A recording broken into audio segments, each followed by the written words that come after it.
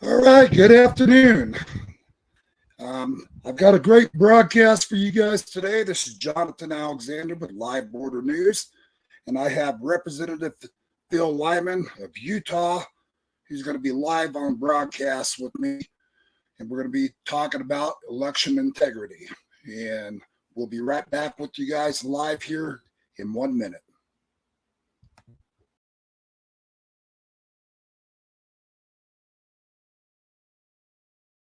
I reckon that I am, but going on to make me mad to the core. I gotta work like a dog to make ends meet. Got crooked politicians and crime in the street, and I'm madder than hell, and I ain't gonna take it no more. We tell our kids to just say no. Anyways, just let the drug dealer go, slaps him on the wrist and turns him back out on the town. If I had my way with those selling dope, take a big tall tree and a short piece of rope, hang them up high, let them swing till the sun goes down. Hell, you know what's wrong with the world today? People done gone, put the Bibles away, living off the law of the jungle, not the law of the land. The good book says so, I know it's true. It's an eye for an eye and a tooth for a tooth. You better watch where you're going, remember where you've been. That's the way I see it, I'm a simple man.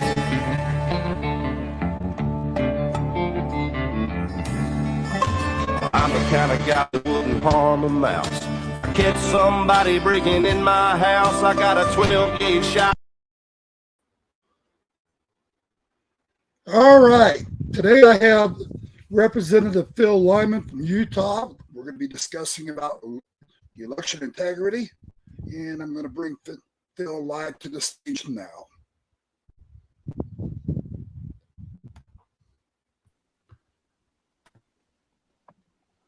All right. Good afternoon, Phil. Jonathan, it's good to see you. Yeah, good to see you again. I haven't seen you since we took the trip down to the border.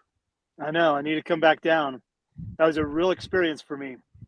Super. We got super another helpful. trip coming up in a couple of weeks with some senators, and I'd love to have you a part of it if you got some time.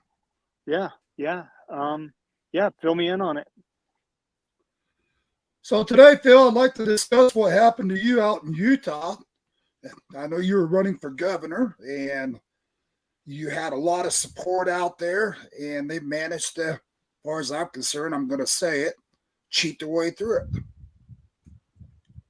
From start to finish, that's I know it's not popular to say that that there's cheating in elections or the people steal elections. And someone asked me the other day, "Do you think the 2020 election was stolen?" And I said, "That's the wrong question. It's how many ways did they cheat? How many ways was it stolen?" Because from the FBI dossiers all the way down, I mean, it was, and the same thing is happening in Utah. And I don't know why we accept the narrative that you cannot question elections, especially when they're conducted with zero transparency.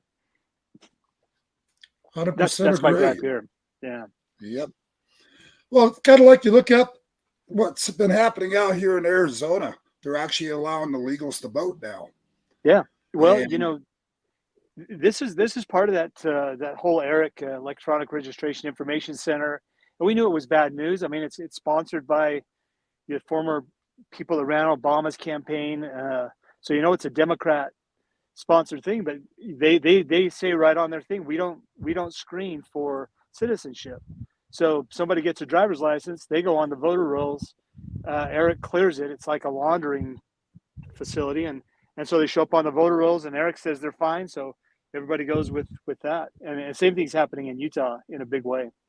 Yeah. Would you explain with my viewing audience, Phil, exactly what happened with you in your election? Well, I mean, I ran a really good race. I'm in the House of Representatives. I'm in my 6th year there. I was a county commissioner before, and I just felt like Spencer Cox was, a rhino governor causing problems, bad policy across the state. So I ran, and we have 2 routes to get into on the general election ballot. One is through the convention, the other is to get signatures.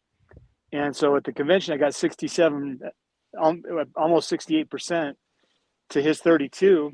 So I should have gone straight to the general ballot based on that.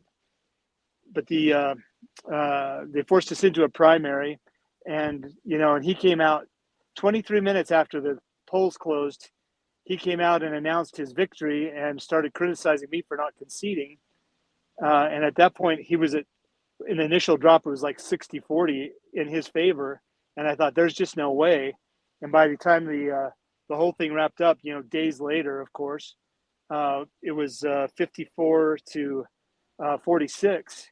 And I believe there was a massive cheat on the front end of that. I think there was a massive cheat with the signatures that he gathered, 28,000 signatures.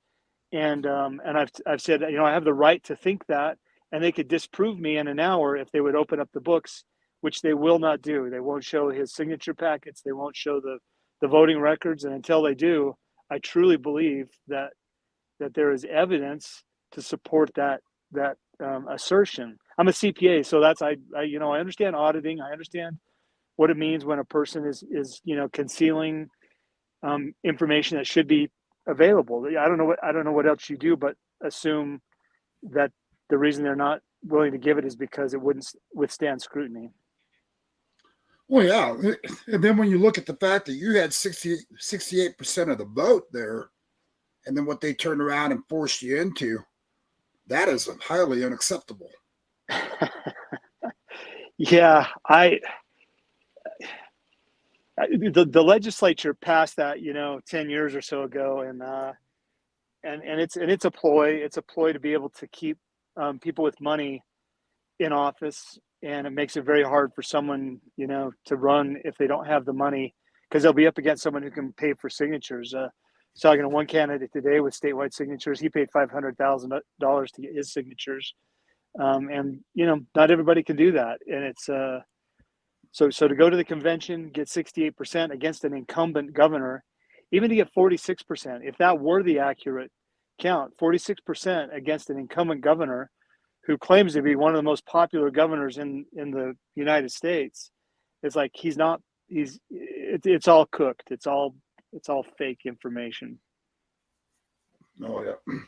Well, it just seems to be ongoing, Phil, with what's been happening in this country with our elections. Now we've got Donald Trump coming up for election again. It makes me wonder what they're going to pull on him now. I told somebody the other day, the only thing we know for sure is that we're being lied to with the government. It's just like everything they do at this point is a lie. It's not like sometimes they lie and sometimes they don't. Even when they're telling the truth, it's to cover up some other lie that they've got going. I'm really, really sickened by the whole environment and being part of it for so long, and just really getting tired of it. I think most American people are getting tired of it. Honest Americans. Oh, 100% agree. I mean, you just look at the amount of corruption that we have witnessed around our country and what's happening now. Even Kamala Harris, they're finding out that a lot of her ads are just fake or whatever else. But yet they were trying to get people to buy their agenda, and a lot of people are getting sucked into it.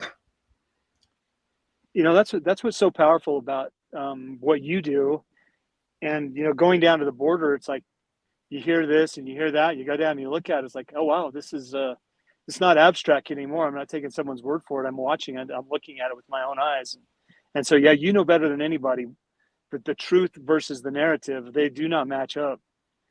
No, they don't. That's the whole thing. I mean, as much as we keep trying to get the truth out to America, let people see what's really happening. Your election, I've been following you all along. I was very disgusted by what I've seen happen and the way they did it. And I hope you do continue this fight. Thank you. I understand you are fighting this in the courts. Yeah, we had a Utah Supreme Court a lawsuit that we had filed. They dismissed it yesterday without hearing it. No oral argument. Came out with their reasoning, which was like, okay, well, you basically turned it on its head and then ruled some weird ruling that does not fit the case that we filed. But it's just, again, it's just these judges are appointed by the governor. The Department of Justice is, they've got their issues, they've got their problems. The whole thing, everything is just like, can we get back to some honesty in our, public life? Have you had any updates on the status of your hearing? So we've got another hearing in the district court, and the judge dismissed that one. So we filed for what's the term? Another injunctive relief, interlocutory appeal. And all of this is, pretty time sensitive. It's like if they don't do it, then it becomes a non-issue, and they like to drag their feet. And the courts are acting like, well, you lost, just go away. It's like, well, that's not the point. The point is, a person who is gathering signatures, number one, should have to prove it, especially if that person is in charge of verifying the signatures for their own office. And it really is a unique thing. You've got one person. Whoa. Yeah. So the guy you're running against is the one that verifies signatures? Yeah. His office, the lieutenant governor, which is a single, it's the same ticket with the governor. Wouldn't you think that would be a conflict of interest, Phil? Huge. Yeah. Huge conflict. And it's blatant and it's on its face. Well, let's see. Anybody can see that. I nominate myself for winning because I'm in charge of this. Yeah. Unbelievable. Right. So in that situation, again, it's like, well, how would you overcome that? If I were in his situation, how would I overcome that? It would be, okay, well, here's the packets, here's the signature packets. Feel free to come in and verify for yourself. But when it's like, when I suggest that would be a fair response, and his response to that is, you're a sore loser and you're, undermining the confidence in the elections. It's like, that might work with children on the playground to shame them into going away. But the more they try to do it to me, the more determined I am that I'm not going to go away because of that. I'll go away if they can show me that they actually won the election, if they can show me that they actually got their signatures. But until they do that, they can't just bully people into surrender. At least not me. I just can't do it. My whole makeup won't allow me to do that. Right. Well, that's kind of, you kind of look at like Katie Hobbs out here in Arizona. Mike Grant, just Guns Unlimited out of California, just made a comment. He said this is no different than Katie Hobbs being in charge of the election in Arizona. I mean, it's like deja vu right there. So interestingly enough, our lieutenant governor in Utah, best friends with Katie Hobbs. Katie Hobbs' former chief of staff is now working for our lieutenant governor. And our lieutenant governor is supposed to be a conservative Republican. It's interesting the collusion and the connections and all the stuff with Arizona and with Katie Hobbs, and I don't know. You can't even make this stuff up. Yeah, it's kind of like follow the dots, I guess. Follow the money trail. Yeah, right? Yeah, exactly. I mean, we're just seeing more and more corruption every day. And what I'm witnessing and what I've been witnessing with what's happening to you, other people that's been running for elections. I mean, are we even going to have a fair presidential election? Or are they just going to push their way right on past everybody's votes and put whoever they want in office?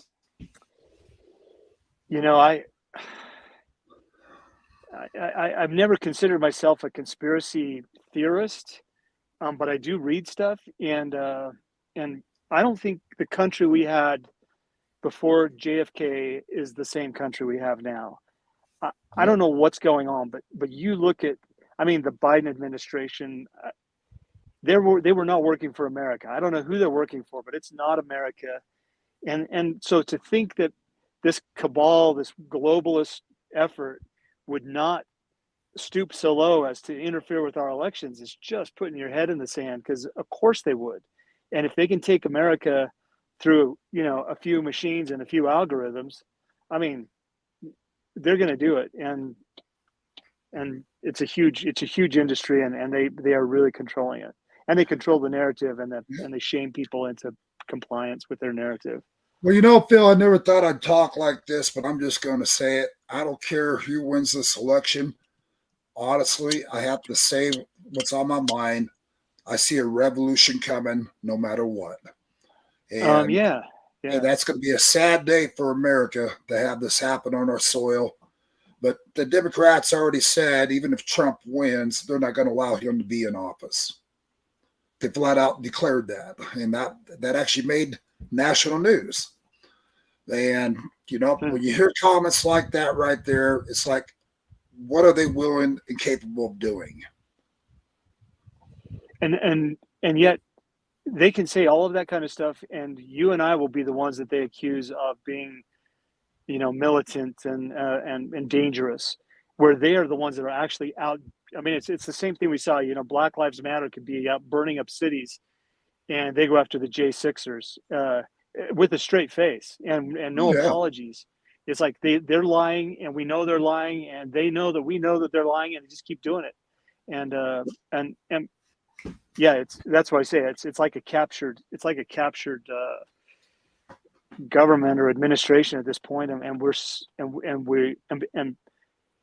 people are intimidated into going along with the narrative, because there are consequences for stepping up.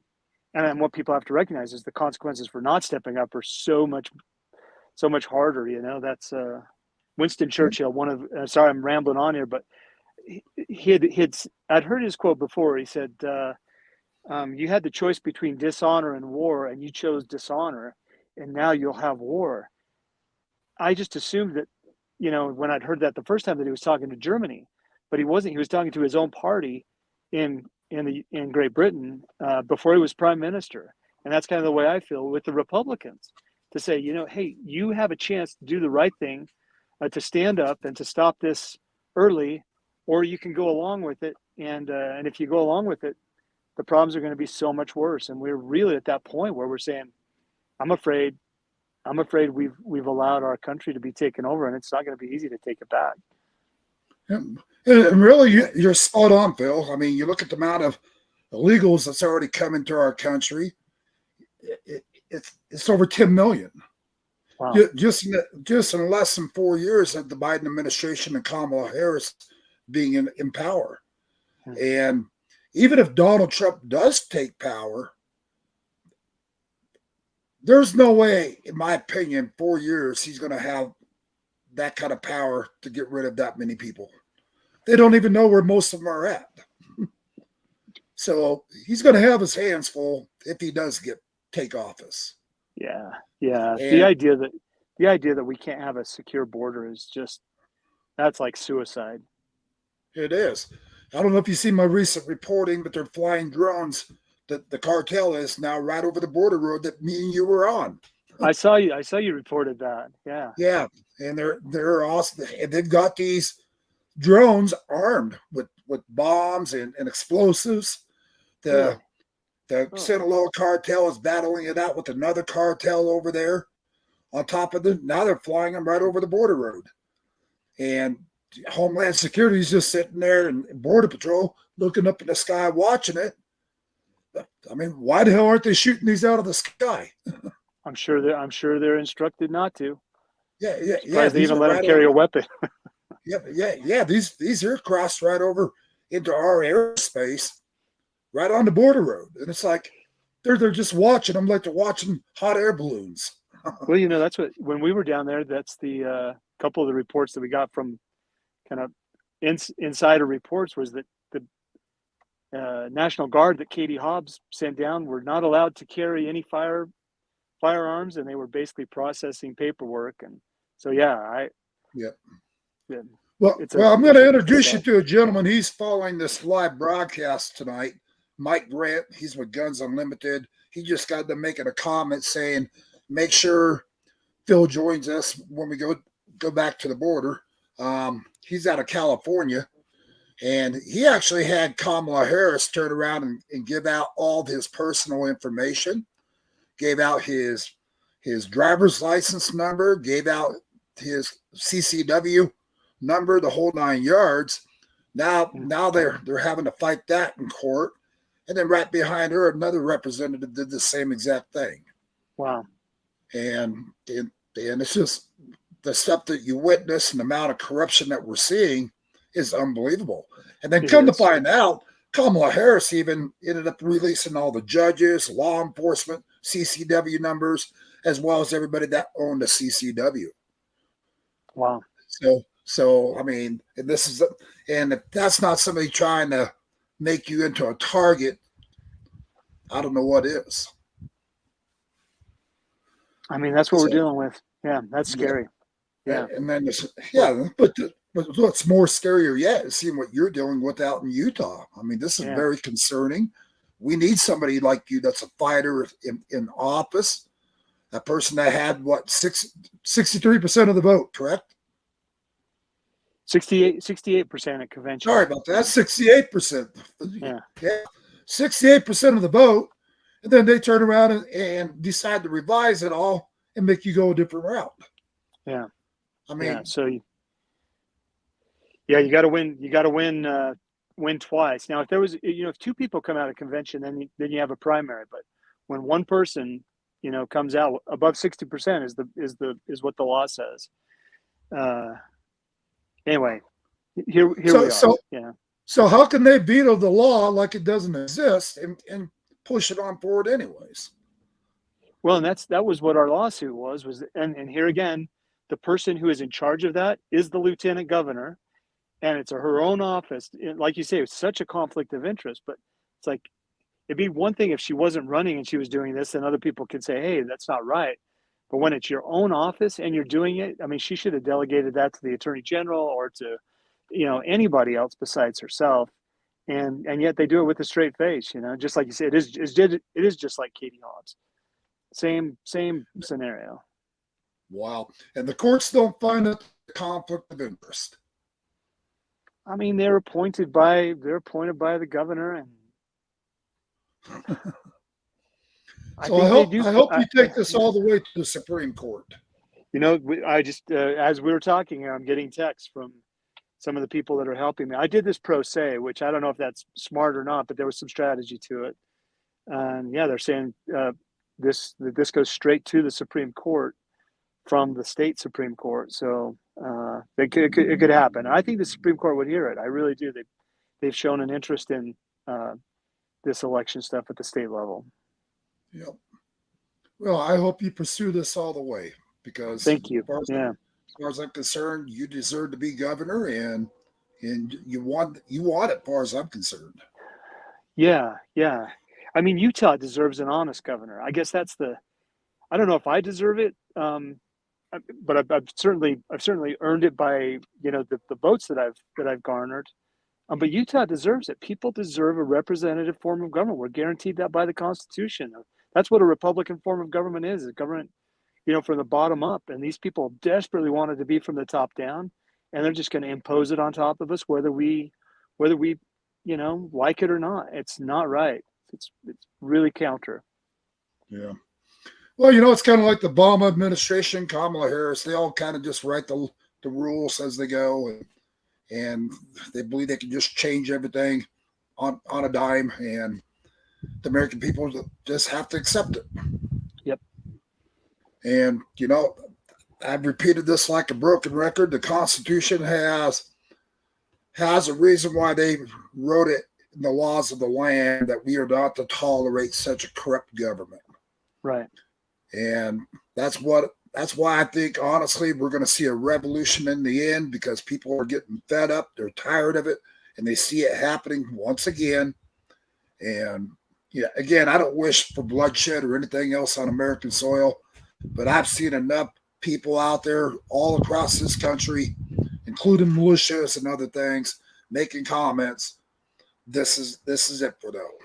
Yeah, well, I mean, America, it's an amazing experiment in liberty, and our own Constitution says when you see a chain of usurpations and abuses that are in pursuit of the same end, which is to take away the freedom of the people, you have a right and a duty to make a change. And people, those aren't trivial words. Those really mean something, and they do to me, and I know they do to you.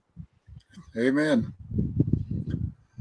Well, Bill, I'm glad you were able to come on shortly tonight. I'm sorry we had so much computer problems. I felt like we were Donald Trump and Elon Musk trying to do a live broadcast here, and we kept getting interrupted. Well, you're awesome, and I'm on the road, so it's probably my end, but thanks for being persistent. And we do have a big trip coming up to the border.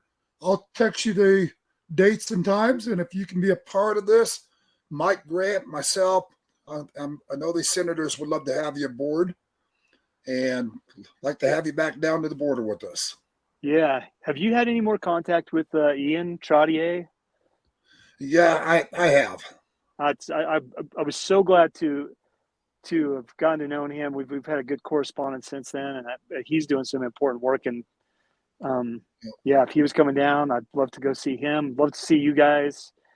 So yeah, keep me in the loop. Things are kind of opened up for me a little bit. I might try to come down. Yeah. And you definitely have my support behind everything that you're going through. We're going to get this out nationally on your news. And I really do pray that you take this to the highest levels. Awesome. Yeah, I really appreciate it. Yep. Surrender is not an option, buddy. We got to fight the fight. That's right. Yep. That's what we're here for. But anyways, Phil, it's been an honor having you on here again tonight, and looking forward to seeing you. Thank you. Thanks, Jonathan. And we'll keep just pushing forward. All righty. All right, guys. Well, this is Jonathan Alexander reporting live with Live Border News, and it's been a long couple months here, and just all the stuff that you're seeing happening on our borders, the corruption around the country, and we're just trying to bring the news to you guys daily and getting the truth out to America. And I'm just asking y'all to like and share what we're putting out there, get it out there to the American people, and just let them know it's time to say no more. You know, America has had enough. So other than that, God bless all of you. Appreciate you guys joining in this evening. And Phil, we'll talk to you soon. And other than that, let's see, Mike Grant sent one thing. The scary thing is, will this New York judge put Trump in jail? Yeah, they're talking about putting Trump in jail again. I guess they're talking about putting Trump and Elon Musk in jail right now for their broadcast tonight. Well, you know that new EU censorship law. That's the global government at work. So yep, that's funny. There's part of me that hopes that they do. Number one, I've been to jail myself. I've been through that, all political, and there's something that you gain for having been incarcerated for political purposes. It really strengthens your resolve. So, not that Trump needs any more strengthening of his resolve. I mean, getting shot and all of that. So, yeah. Well, that's the thing. They want to silence the people that are trying to do what's right for America. Yep. And they want our freedom of speech taken from us. They basically want our guns and everything else taken from us. And they want America on its knees.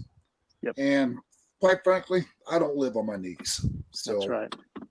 So all right, guys. Appreciate everybody joining in. And this is Jonathan Alexander reporting live with Live Border News.